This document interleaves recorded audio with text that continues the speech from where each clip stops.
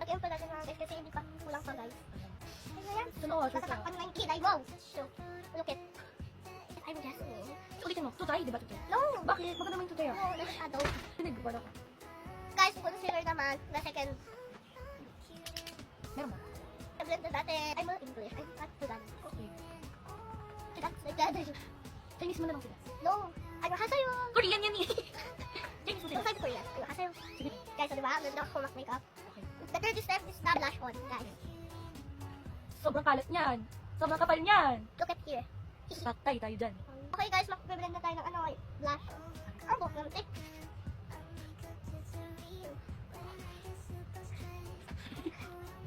Ganda ng blush mo ah. Fourth step is the eyeshadow. The five one is the powder. Dami na na.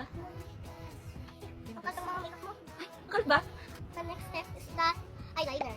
I love eyeliner. Wow. Magawa ko na agad guys. Alin ko nga, ang sarap marami. Hindi siya nasatisfy sa eyeliner. Scared ako sa eyeliner. Guys, ulitin ko yung eyeliner kasi awas na lampas. Dikit! Hindi mo kaya. The next one is lipstick. Ah, Wait. Pangit. Right. The second one is the lip liner. In the line of the hair. The lips. Guys, that's one. Grabe! Okay. Parang lahat na yun. This is the final look. Maganda naman guys, kahit may nakis dito.